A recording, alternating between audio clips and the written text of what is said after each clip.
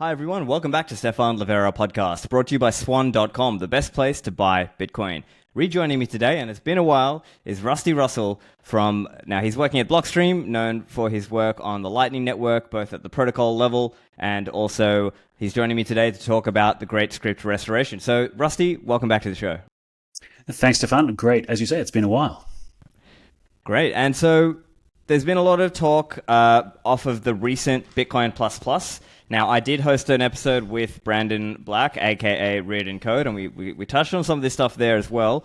But for this episode, we're just going to assume little prior knowledge, and let's sort of get into this idea of great script restoration. We're going to try to understand what it is, why do we need it, do we need it, what does it enable, all these kinds of things. But it might be a good spot for you if you could just, for the non-technical but let's say Bitcoin interested person, what is the relevant part we need to know about Bitcoin script before we sort of have this conversation? Yeah, no, that's a really good place to start. Most people know, Bitcoin is a list of transactions, right? In particular, the important ones are the unspent ones, the UTXO set, as we say all the time. So the unspent transaction outputs. And each of those outputs actually has a tiny little program attached called script, right? That's the name of the Bitcoin programming language. It's very simple. And most script is basically just, check that has a signature that matches this key, right? Anyone who can sign can spend it. But there's actually a whole little language in there, more than just checksig, which is the checksig operation. You can have other things in there. Satoshi actually implemented a full stack-based language. And you can attach like this little program on your UTXO and say, cool, if you can make this program happy, you can feed it things to make it give the thumbs up, you can move the coins, right? Your transaction is valid. And usually that's just, checksig, but it could be anything. And that was a fundament of Bitcoin, that it be programmable money. This phrase programmable money means, it basically gets, you don't have to necessarily control.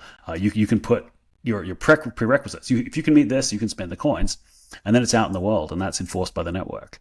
So that's what Bitcoin script is, and that's kind of where you have to start from if you're looking at talking about it. Yeah, and so I suppose the next question would be, Satoshi disabled a bunch of these opcodes. I believe it was in 2010. This was a CVE. Yep. There was a vulnerability around this. It related to, from my understanding, making scripts that can, let's say, DOS somebody's node or kind of take it down. Could you explain a little bit about that? Why did Satoshi disable all these opcodes in 2010? Right. Why were they seen as insecure? Yeah, so this is, originally there was the fourth language, that little kind of stack-based language in Bitcoin, was really complete. It had everything you would expect from a language, right? The problem is it actually had no limits on it. So you could say, hey, take this number and shift it 1 billion bits to the left and make a huge number, right? And next thing you know, you've run out of memory. You take these two things and join them together. Well, and now duplicate that and do it again and again and again, increasing by a factor of 2 every time. There were no real limits on what you could do. And somebody pointed out in 2010 to Satoshi that, hey, you could crash the network with this. You could take most, if not all, nodes offline, just try to denial of service them. And of course, some of them are just slow too. You could ask it to multiply or divide huge numbers. Even if you didn't make it run out of memory, you could probably slow it to a crawl. So Satoshi did what anyone would do at that point, looking at a network that's potentially, one match away from exploding on fire, and just went through and just disabled 15 opcodes. He went through and kind of went, right, and I've been on the receiving end of these kind of critical vulnerabilities before. You don't worry about the water damage, you just put the fire out, right? So he went through and he basically looked at every opcode and went, nope. Struck out a whole heap of opcodes that they're not valid on the network anymore, of course, as a soft fork. And also restricted numbers. So in the original Bitcoin script, we had arbitrary length numbers, right? You could have, however big a number you wanted. And Satoshi went, we're going to cut it to 4 bytes, which is, 32 bits. So it's actually 31 bits because there's a sign bit in there. And he just kind of went through and just chopped all those and said, no, we're no longer dealing with anything bigger than that, right? Very much that emergency response mode that you do when you've got a critical vulnerability that could take down the network. Of course, right? And for very good reason. But, here 14 years later, we've got the weird remnants of the programming language that are left.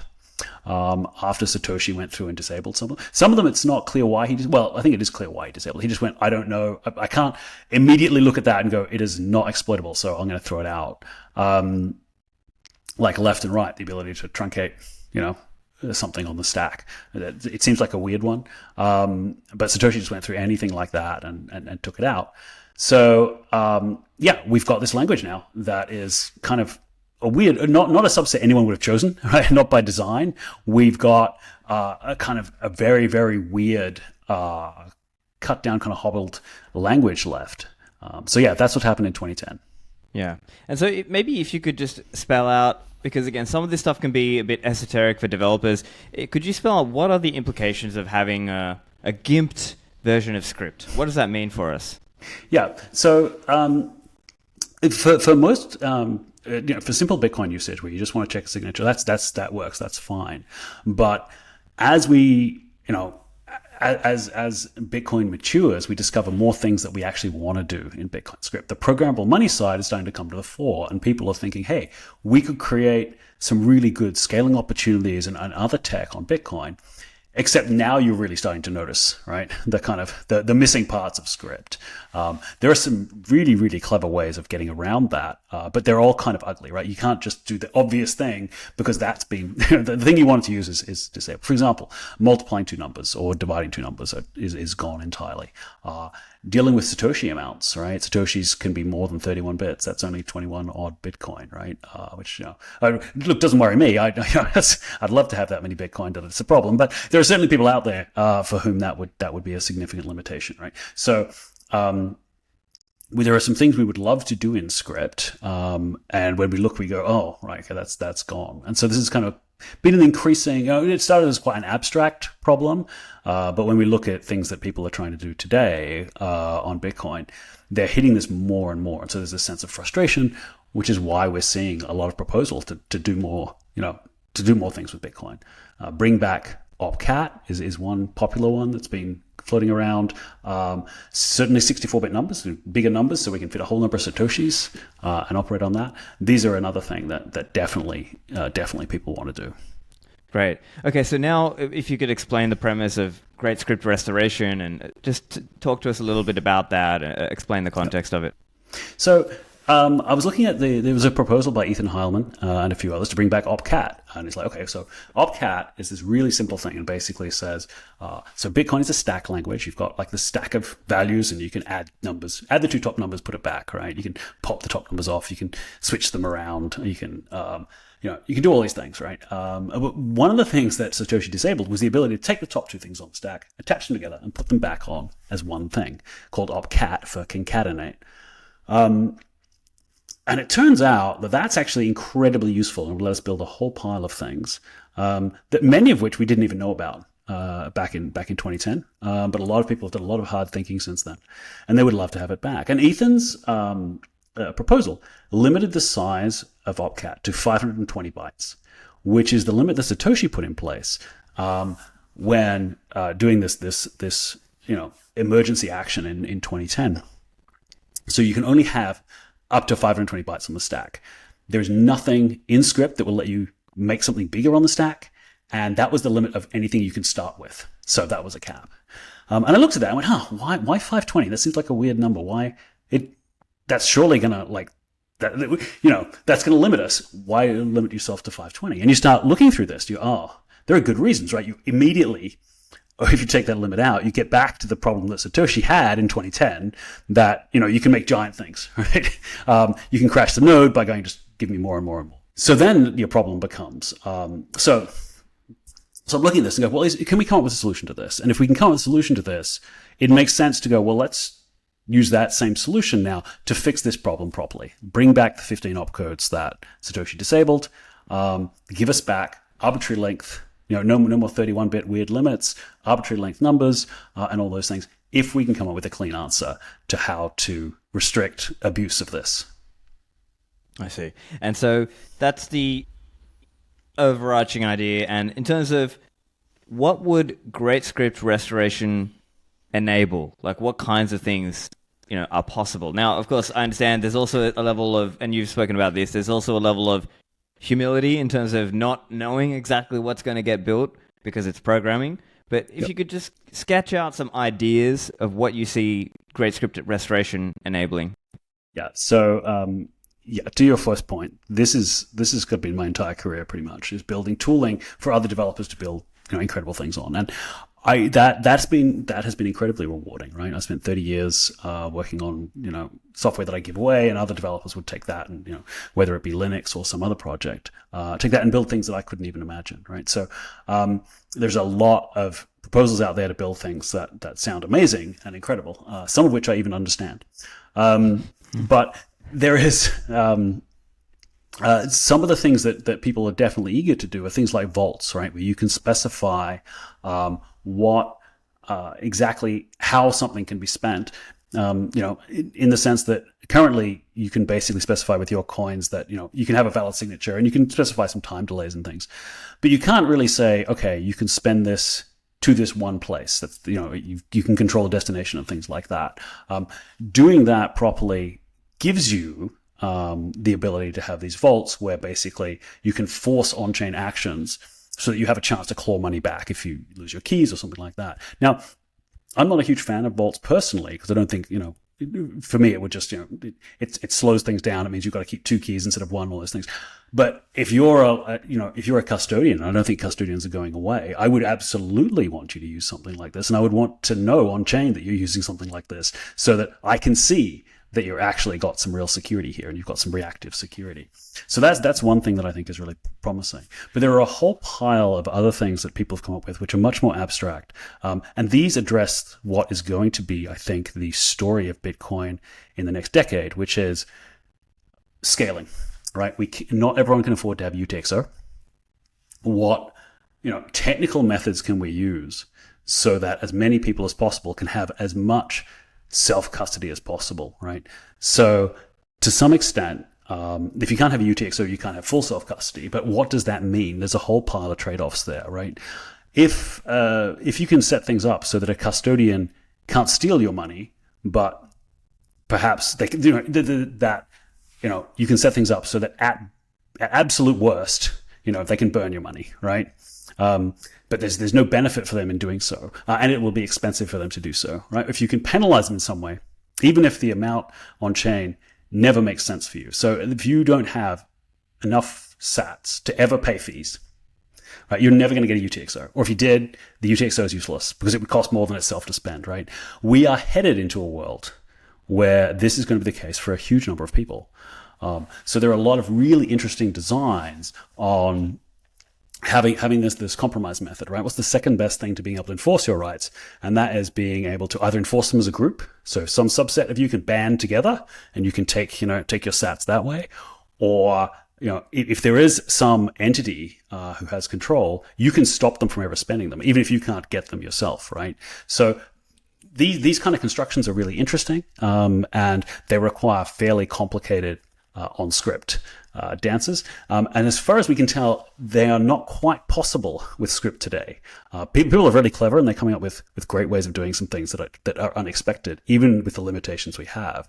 But certainly they're made a lot more complicated and perhaps sometimes infeasible by the limits that we have. And just from a meta point of view, right? I think that if you have some really, really tricky way of doing something and workarounds and stuff, that's always inferior to just being able to say what you want, right? If you can write a little program that says exactly what you want, that's obviously better. It's better for you as a person who can verify it and go, great, I know that does what I want. I'm not using some strange zero knowledge bit VM. There are layers of tricks up here that people have come up with. But it's also important because even if you don't use them, if somebody else starts using them and they're big on chain, right? Instead of just being able to say use the 5 little opcodes that they want to use, they have this, 500 opcode monster that they put on chain. That costs them more, of course, but it also reduces the space for things that you want to do. And I think, there's definitely a strong efficiency argument, even if some of these things are still technically possible with Bitcoin script as it is today. Interesting. Yeah. So what I'm reading from you there is a multi-pronged thing. It's functionality. Things are being enabled that are not possible today. And even in the case of functionality, there's efficiency gains as well. And so if we're talking about, okay, there's only going to be 210,000 blocks a year, And you, in order to realistically participate in Bitcoin, you need to be able to get your transaction confirmed into the chain. And the efficiency win is going to enable more people to be able to self-custody Bitcoin. Hopefully, Absolutely. right? Even if it's not 8 billion, at least we can sort of raise that number and make it at least better than what it was, is I guess the idea. And so in terms of functionality, you were spelling out some different ideas there that relate to, now there's different ideas today that what that might look like. So coin pools, some kind of arc, some kind of, maybe in Lightning, maybe like some kind of multi-party Lightning channel sort of construct. There's different ideas on what that might look like, but I guess to your point is that's where the increased scripting ability is required to sort of manage the complexity of all these people sharing a UTXO. Now, there are some people who would say that's already, Lightning is already super complex. Is it even feasible to go beyond that and even do UTXO sharing? Well, it's really interesting, actually. One of the soft fork proposals that's been around for quite a long time is this idea of any prep out, or Ccash no input, as it was called before then, which is a very simple change to Bitcoin, where basically the signature, when you do a check sig, can say, okay, yeah, but I'm not going to commit to exactly what transaction I'm attached to. It's a fairly simple change, and it's very, very useful for Lightning because it actually makes Lightning simpler, not more complicated, and also then opens the ability for us to do multi-party channels, which is something, obviously you've touched on there, but the idea of multiple people sharing a UTXO is going to be one of the ways in which we're going to scale. And I would love to make Lightning simpler by having a soft fork like that, but that's just one of the ideas that people have. And there are multiple ways of doing that. Certainly enabling, and this is the thing, there's a broad number of proposals that would do that. Great Script Restoration technically would allow you to do this, but just not very well. There are some new things that you would want in here, a couple of trivial things that you would also want to add that are not just taking script back to the way it is or the way it was. There are a couple of other things that, script has moved. We have Taproot and things like that. There are a couple of other things that Satoshi probably would have put in if we'd had TapScript and Taproot trees in the beginning. So there's a couple of trivial things that I think are fairly non-controversial to add. And this is where, as an example, Great Script Restoration also includes TX hash, right? As an example. So I see Great Script Restoration as a foundation, right? Let's just get script back to a full programming language. And then we look around and go, right, now what do we actually want on top of this? Because what a Great Script Restoration, in particular restoring opcat, does for us is allows you to do things like TX hash, just incredibly ugly, right? It's now technically possible, right, to do it, it's one of those, so very clever, but you'd never want to see this in the wild, right? So there are ways to use opcat to basically do introspection. That's great. And if we had that today, I imagine there would be people using it, but probably not for serious things because it is just so horrifically ugly, and not only ugly, but costs a lot on chain to do, right? Very expensive. So if we're going to enable this anyway, then we can have a really mature conversation about, well, what's the cleanest way of doing it? Now we have a clean foundation of script. We can do these things.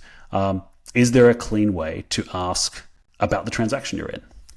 And I think that seems like pretty straightforward. Now we can deal with it, because previously, even if we'd added that, we'd have the problem of, we can't deal with the amounts because they're bigger than 31 bits, right? The numbers are the wrong format. Inversions the wrong. There's a whole pile of problems if you haven't fixed script in the first place. When you look at this, doing arithmetic on amounts, that makes perfect sense. You want to say, cool, I want you to spend 1% of it over here. Well, you can't divide, so and you can't multiply, right?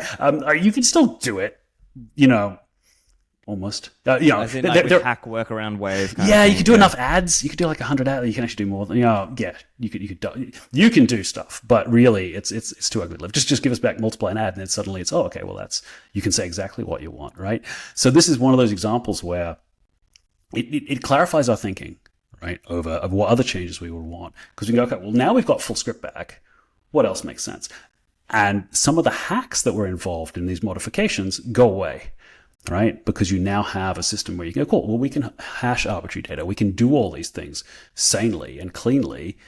We don't need to extend the particular change that you're proposing to try to handle those cases that we can't.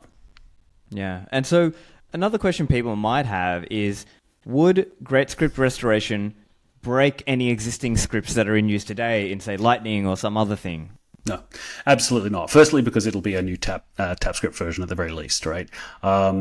So there'll be a new TapScript version that will use unlimited numbers and have other limits on it, and will remove a number of limits that already exist, re-enable all the opcodes. So that's the simple answer. But even so, the idea with limits is to set them such that you can never really hit them.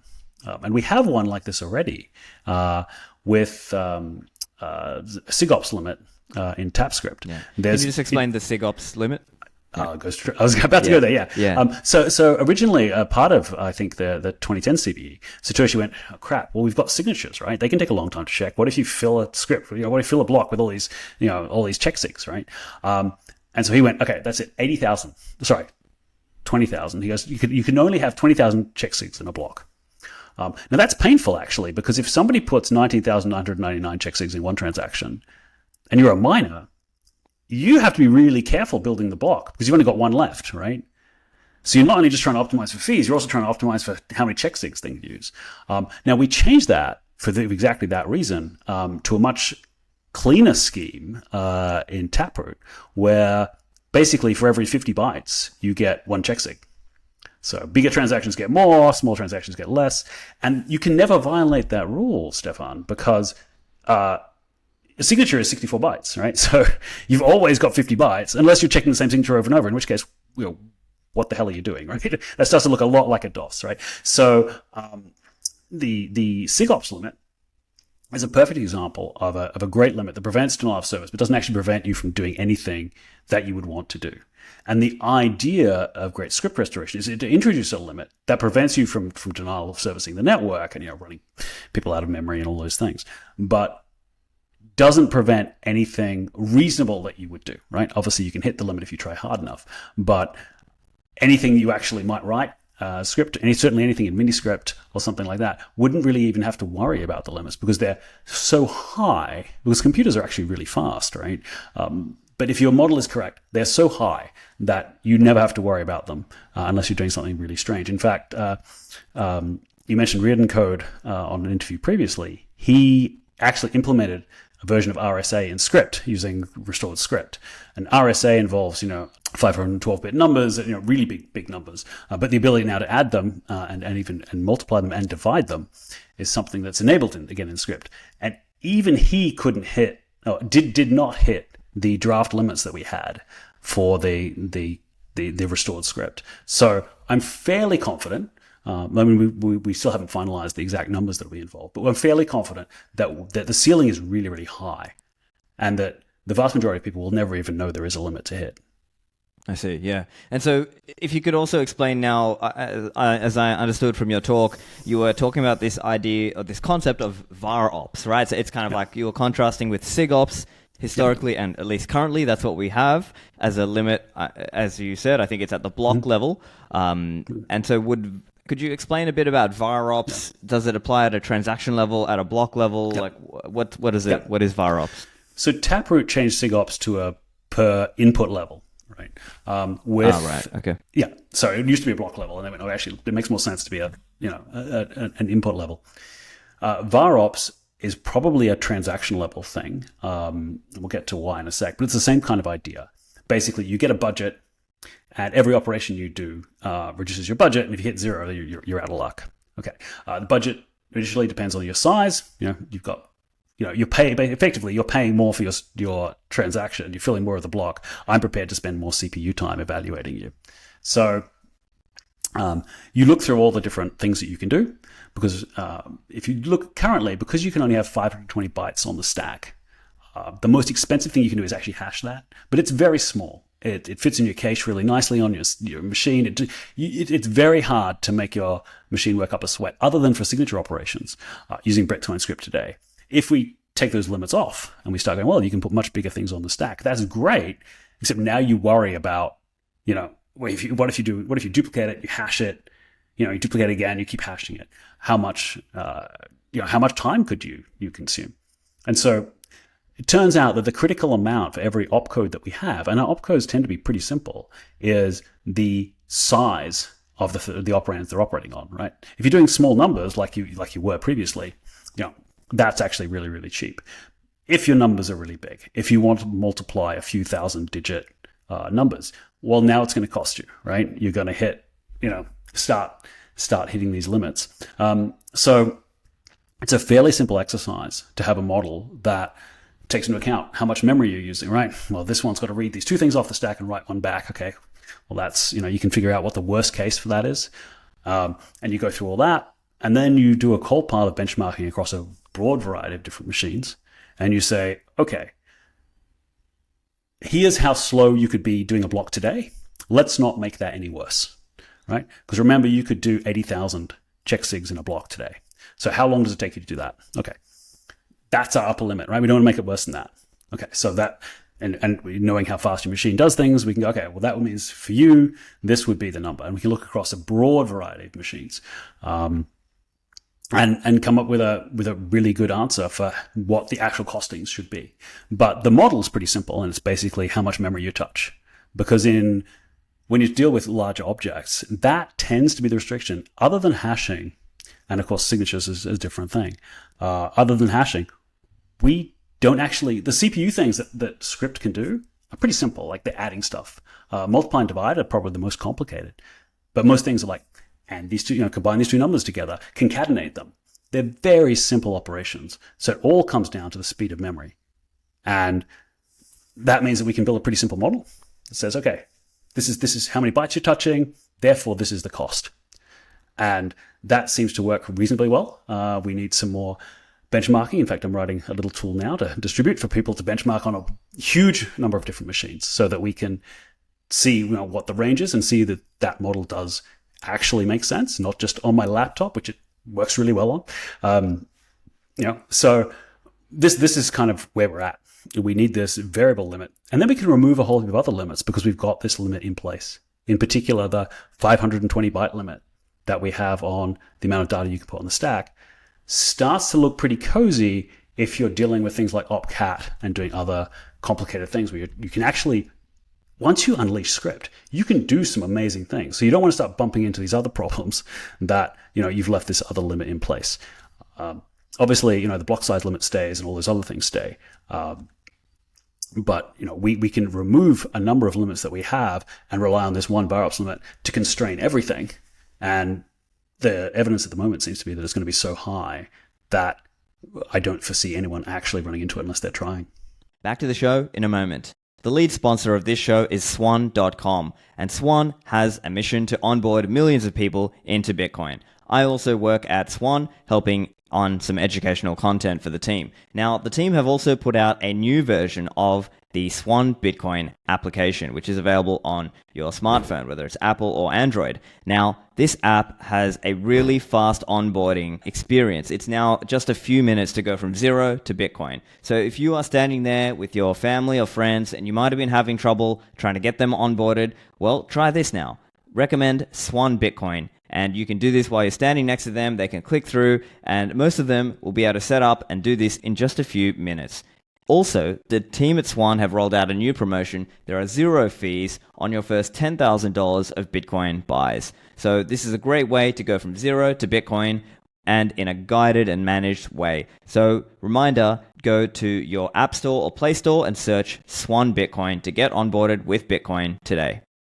This show also brought to you by mempool.space, the leading Bitcoin and blockchain visualizer. I use it all the time when I'm checking transaction fees and trying to understand what is the state of Bitcoin's mempool. You can search transactions, historical as well as unconfirmed ones, and also see a great way to visualize things across the Lightning Network, Liquid, mining, and so much more. Also, for those of you with an enterprise, they offer a mempool.space enterprise program. So for those of you as part of that enterprise program, you might want to get increased API limits, and you might want to have increased access to the team in terms of feature requests. You might want to have special branding in terms of how your custom instance of mempool.space looks. So to sign up for that, go to mempool.space/enterprise.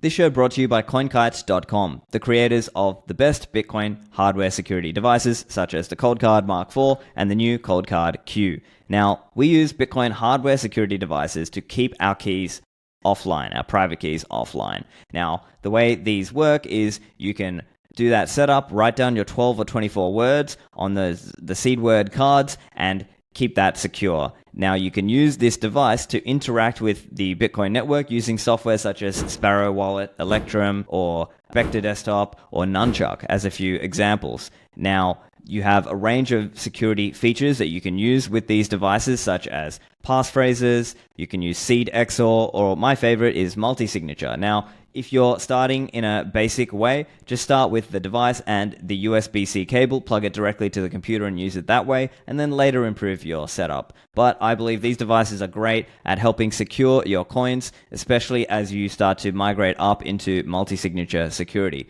But don't be disheartened or don't be scared away.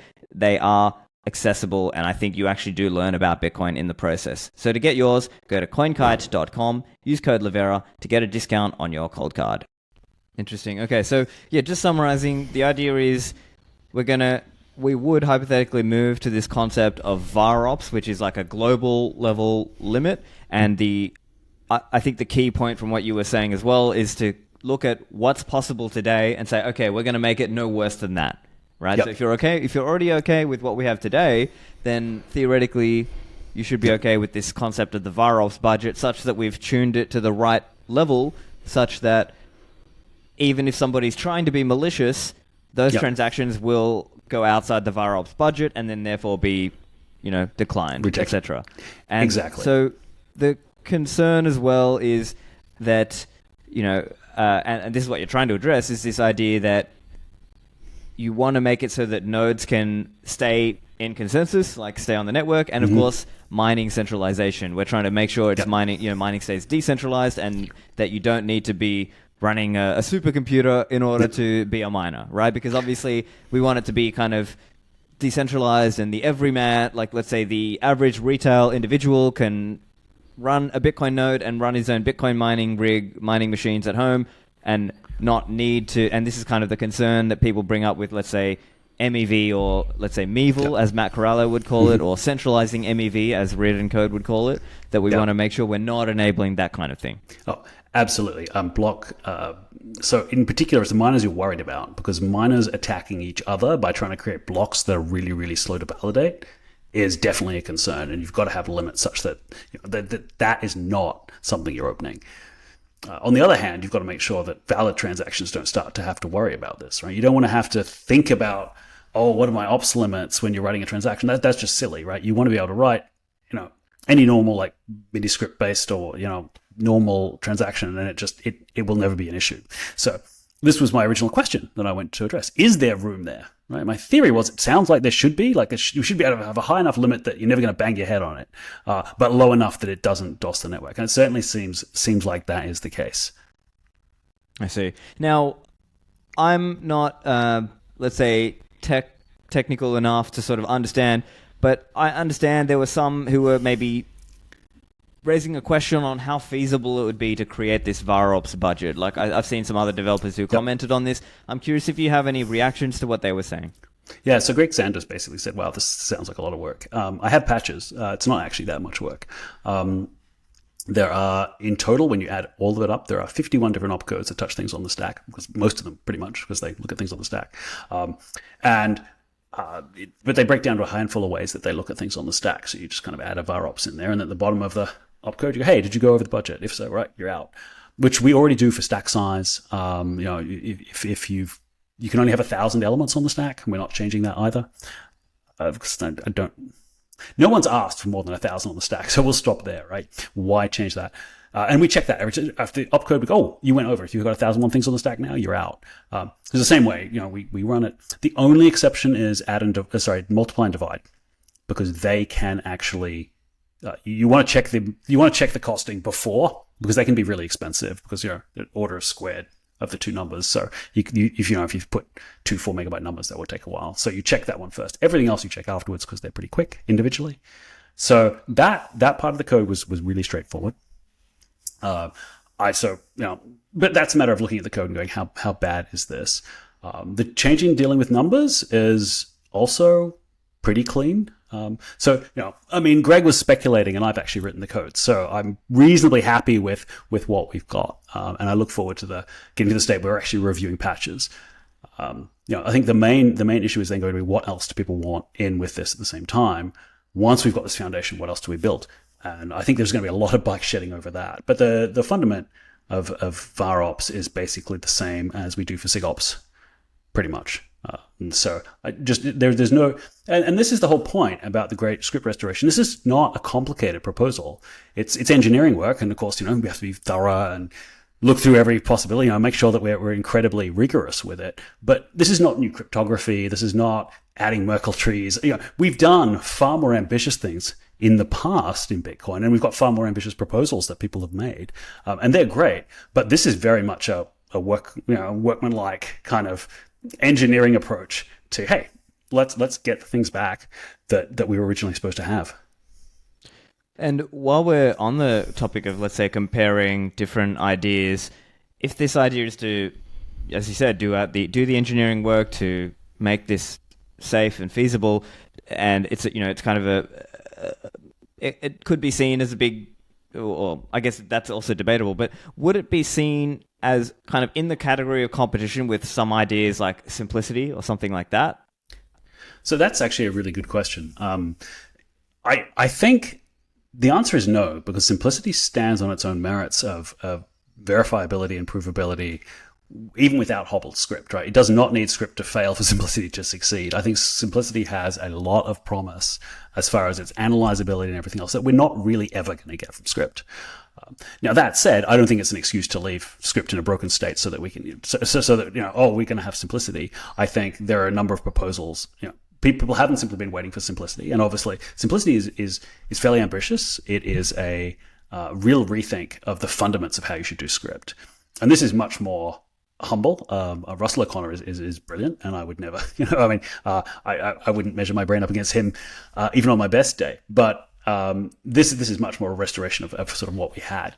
And I don't think the two are in conflict. I think it's more than possible that, we will get improved script and we will still want more, right? That we will still go, actually, we really do want this much more capable scripting system. Even when script is brought back to its full potential, I think then we'll be able to do a really fair comparison and say, no, simplicity is simply better. And that's, to be honest, my understanding of simplicity is fairly rudimentary. And I know there's a lot of really interesting tooling work that's going on at the moment to really make it approachable. So it may well be that, we end up going, well, let's jump straight to simplicity. But I still think this is a worthwhile avenue to explore. Yeah. And on the other topic of, let's say, smaller proposals, like hypothetically, right? And I know you're a big, obviously you're a big Lightning guy. Hypothetically, if people were like, let's get APO or let's get LNHANCE, would you also be in favor of those and still use those in the interim before we get Great Script Restoration? I think that's interesting. I think Great Script Restoration has given me a lens for let's look at the end goal. What do we want script to be? And so then I go, well, is this a stepping stone on the way to that? Or is this a diversion, right? Are we going to have this weird thing that, we had this because we couldn't do that properly in script, and now we can. And so now we've got this awkward thing. Some proposals have that property that they're trying to work around, brokenness in script already. And some of them are quite clean themselves. So I think it's given me a different way of thinking about these proposals, and frankly, if a proposal does something you can't do in script, I'm like, why don't we fix script to do that? That's my natural, well, hold on. You may not be the only one who wants to do this fancy thing. Why don't we make script do that?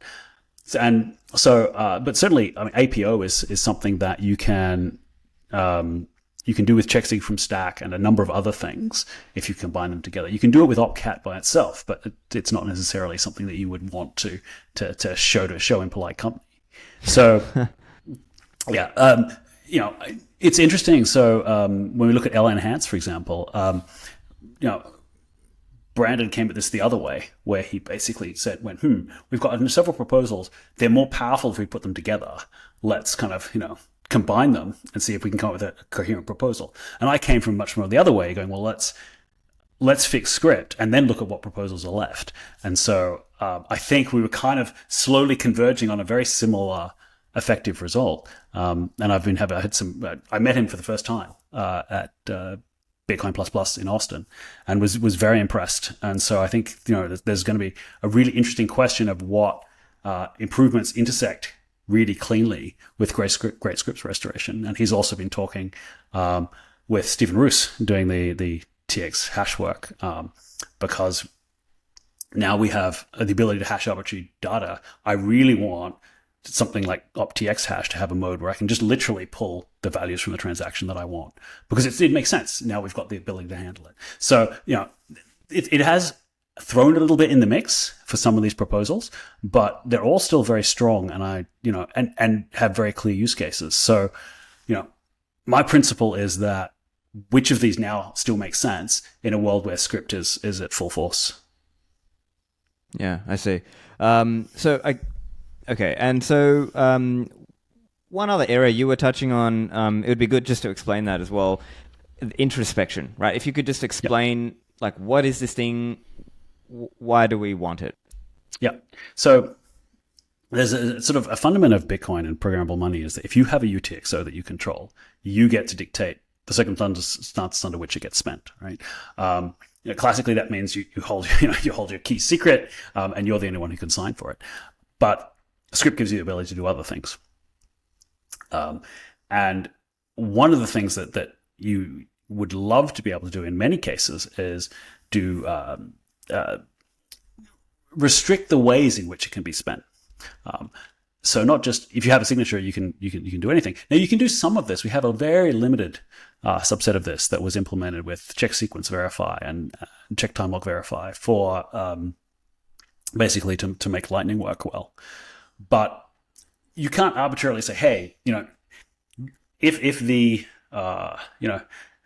you want to spend this output, you must send, one sat here, or, 1 Bitcoin here, or half of it here, or, you can only spend to this address, or you have to insert a delay of a week before you spend it, and things like this. There's no way in script, despite it being, even restored script once it's quite powerful, there's no inherent way to look at things. Now, there's a really clever way of doing it, because the signature obviously covers the whole transaction. So you can say, right, you must match this signature. You can't quite do that in script today, because you have a problem of you have to commit to the signature, and the signature has to commit, it creates this loop, and you can't actually put a signature in the script. But with opcat, you can, and there's a great post by Andrew Polstra on Schnorr signature tricks, where he uses opcat to basically put arbitrary restrictions on using a signature. Hey, you must match the signature, and it's really clever. It's incredibly ugly, but it is possible. So there are methods of interest. So there are effective ways of limiting what the script can do. But the most obvious way is to have a way of asking, hey, what does this transaction look like? How many outputs does it have? Give me the amount going out. Give me the address output one's going to. Give me the amount going to output one. And literally having opcodes to ask these questions makes it much, much clearer, right? It's a fairly obvious addition to have. Whereas the fact that we can technically do this by using signature tricks is, people will do it if that's all they're given. But I do believe that I think, empowering people to control their UTXOs however they want is kind of a key Bitcoin ethos question, I think. Yeah, and there could also be arguments around it could be safer, right? Like if it's kind of officially supported, not officially, but you know what I mean? Officially supported, as opposed to you have to use all these hack ways, and maybe there's more that can go wrong there. That's right. And of course more expensive, right? Because there's a lot more script, a lot more things you have to feed in, rather than just something that says, hey, just check this value is equal to this value, right? One other question I have is, in your mind, are you seeing Great Script Restoration as a short-term, medium-term, or long-term project? Well, I don't think any soft fork is a short-term project. I think first you have the proposal, this idea of hey, we would like to do this. That's I think been attractive to people, which was a little bit disappointing for me. I was half hoping that people would thought it was a terrible idea. I could go back to work on Lightning full time. So I'm having to split my time now between Bitcoin Core and Lightning, and I'm actually trying to alternate weeks. So I told my wife that the next 6 months are going to be hell, and the next 2 years are going to be a slightly lesser hell, because that's the kind of time frame we're looking at. Once you've got an idea, then you've got to have a solid implementation. We have to do, benchmarking. We have to make sure that we are happy with the model, that it can't be exceeded in weird ways. It has to be, widely vetted. We have to run on a broad range of machines. Anything that can pretty much run on the Bitcoin network today, we're interested in, so that we make sure that we're not making things worse for them. So, it's just a lot of data gathering and things like that. Then there's going to be a whole pile of bike shedding over what else goes in. Obviously, restoring the opcodes is a good start, but then the fact that it enables you to do some things in really ugly ways opens the door to saying, well, should we just make that easier? And I have a huge amount of sympathy to that, and there will definitely be people with proposals to go, hey, this merges really well, and so we'll have those debates too. Of course, everyone will be debating over minutia details. Everyone loves doing that, so there'll be a lot of bike shedding. Then we haven't even thought about what activation would look like if we got to that point. If it seemed like everyone was happy with it, I personally think that probably the consensus cleanup that Matt Corello has been on about is probably my lead candidate for the next soft fork. I think it's fairly non-controversial. I think that would probably just sail through, and it would give us a chance to to kind of rehearse activation. To flex our activation muscles. Yeah, that's right. Make sure we can still do it. And then perhaps after this, we'd hit great script restoration. But one of the things that's really interesting for me about this is that once you have a restored script, I like the idea of looking at what people are actually doing on chain and going, okay, if we had this one opcode, it would be easier. They're doing this kind of convoluted thing. Well, script's fairly powerful, but there are definitely some things you could turbocharge in it if you wanted to. But we'll then have data, because we can look at the what people are doing in Bitcoin and go, there are a lot of people doing this. If we had this opcode or this new feature, that would be more efficient. And at that point, you would support a soft fork even if you would never use it, because more efficient for everyone else means more room for you and the things that you want to do. So it brings what is currently quite a nebulous debate sometimes about new opcodes down to a very clean debate over, well, how much efficiency does this gain us? What's the best way of doing that? Obviously, if you think the usage is a flash in the pan and it's not going to last, then you can have that debate. But if there's persistent usage of some particular way, if there's some complicated script that people are always using, perhaps to vault their coins or something like that, then it's easy to argue that should be a first-class citizen, and we should have like an op vault that just does that. Or even a new key type that expands to that complicated script. These are definitely rational, very number-based debates that you can have once you've got a system where people can do all the things that they want to with script. And I certainly look forward to getting closer to that kind of debate than some of the debates we have today. There has been some pushback on some of the covenant proposals because people are trying to say you need to prove out how efficient it's going to be. With Great Script Restoration, is that possible? Is that plausible that you can sort of have a conversation about, okay, we're going to have this Great Script Restoration and it'll make us X more efficient? Is that possible or not really? To some extent, it will let us do things that we probably can't do today. And some of the ones that we can do, it will make more efficient. I think what will actually happen is people will start using, assuming that it goes through, we'll have people using it in ways we didn't expect. Some of them will be stupid, right? I mean, that's always the case, right? There's always someone out there doing something dumb. The root of all problems in the universe is people with more Bitcoin than me who are stupid. But, but there'll also be some really clever things. And then we'll go through the phase of going, right, okay, well, should we optimize that now? Because this is proving to be a lot on chain. If it turns out that everyone's using L2 and we've got a construction that allows L2, but there's some case that could be made more optimal, that's definitely something that we want to see. But the first thing is to basically enable all the use cases that people want, and we can let them fight it out in the marketplace. I see. And so in terms of like testing this stuff out and kind of proving it out, do you see it like after you've done this kind of initial round of work that people would play around with this in Signet and Inquisition and these kinds of things to sort of let them have their playground for great script restoration? I mean, these days Inquisition I think is the place to be for really trying things out like this. I would definitely my plan is to do a draft pull request for Bitcoin Core and then basically port it across to Inquisition. Because there's some other changes that go in Inquisition that just make it, not entirely trivial. So I've written all the opcode. I've changed the interpreter, which is what I needed to benchmark. But actually wiring it through and figure out, well, what does this new what does this new script output look like, and things like that is still very hand wavy. So that's definitely the path forward. And then people get to play with it and say, okay, well, this is good for this or bad for this, and we can then compare and contrast the different proposals and go, actually, it turns out CTV is really good for this use case, or and that I think is something where we always have this problem with proposals that until the proposal seems to have traction, people don't really give it the attention it deserves. So you get sometimes feedback really late. You think, well, why didn't you give me this like a year ago? And it's because, only when it seemed like it was going to go somewhere do people actually start spending the cycles. So there's a bit of a chicken and egg problem there. But it seems like there's some momentum and people are certainly interested enough for me to take this to the next step. Yeah. Now, on stupid things, as you was touching on before, with shitcoins and scams. Now, this is more controversial, but many of us do view, let's say, inscriptions as spam, and I view, basically BRC20 and runes as creating shitcoins on Bitcoin.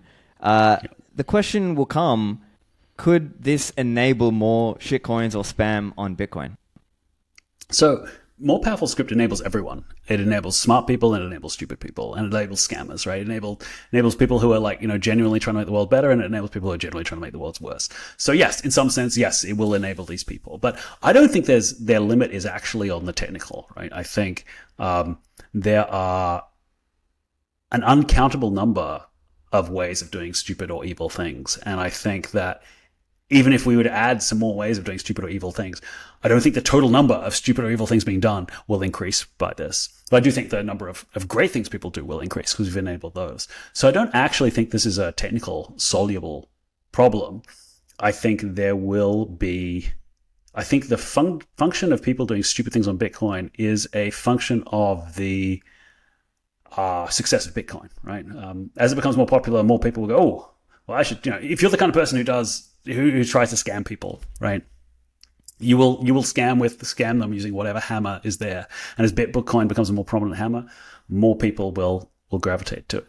It was kind of an easy shitcoin segregation for a while where you go, well, that's generally, I could say, well, if it's an altcoin, I can assume that it's full of scammers, and it roped them off. But as they kind of die and Bitcoin comes to more prominence, these people don't stop scamming, right? They just move. So I really think it's kind of orthogonal to the question of technology. We certainly, I have a thesis. I mean, if there are too many stupid people in the universe, we lose. It doesn't matter, right? It really, if we get overwhelmed, if all Bitcoins are stupid, it's going to suck, and I don't think it's going to be very good. I think I have to assume, and my experience has led me to believe there are more people doing, useful, constructive things than doing, useless or outright scamming things. And as long as that's true, providing people with tools to do things better will be a net improvement in the world. And I'm definitely of that opinion about Bitcoin script improvements. If we can make Bitcoin better, it might lift some of the boats that we don't like, but it'll lift all the boats. And I think that will make things a better place. I think that's a fair point, and I think some of this is, to your point, some of this is going to be at the social layer anyway, right? It's kind of like we're going to have to defend the kind of true use cases of Bitcoin, or the legitimate, non-scammy, non-spammy uses of Bitcoin anyway. And I think it reminds me, there's maybe a parallel. People used to sort of FUD the CTV idea by saying, oh, but the government could enable some kind of government whitelist, and therefore you could be trapped in some kind of CTV tree where only the government has the keys.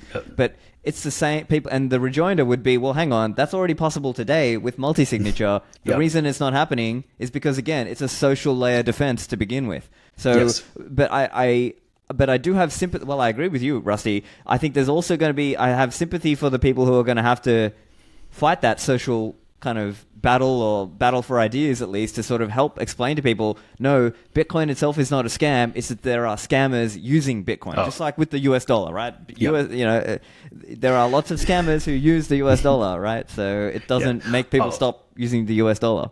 Yeah, and I think actually,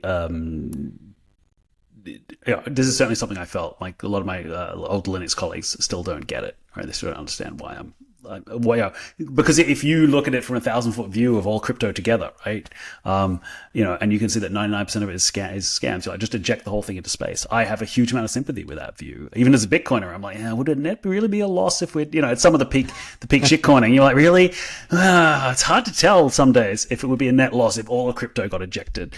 But I don't think the answer to that is to stop moving. I think the answer is to just continue plotting. Like, we continue with doing great things on Bitcoin, doing great things with Bitcoin, making Bitcoin great, and they will come around or they won't, and that's their problem. I think we can't spend too much time worrying about what stupid people are going to do with their UTXOs, because in the end of the day, Bitcoin is money for enemies, and I have to kind of defend their right to control their own UTXOs, even if I think it's stupid. Because I don't think it's a better world if you have an arbiter who can decide what you can do with your own outputs. And I think fundamentally we should be enabling people to do as much, be as expressive as possible in what they want to do with their own money as they can be. Yeah, I think that's a great spot to finish up. Any closing thoughts, Rusty? No.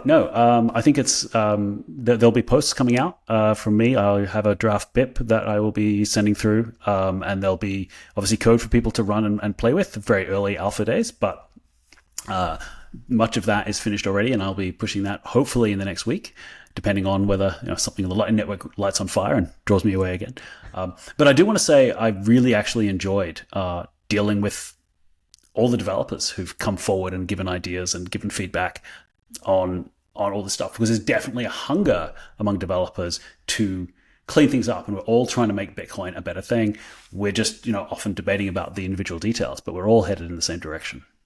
Yeah, and I'll just point out, I think there's one more thing just kind of came to my mind as well, because I know there'll be some listeners who are thinking, why do we care that much about making it easy for the developers? Like, what's in it for me? Like, what are we going to get out of it? And I think to what you were saying, it's the functionality, it's the efficiency gain, right? So yes, developers want developer things, but it's so that they can provide functionality and efficiency gains to the end users. And maybe some of the benefits are not just for the end user, but let's say service providers like an LSP or an async or whoever else.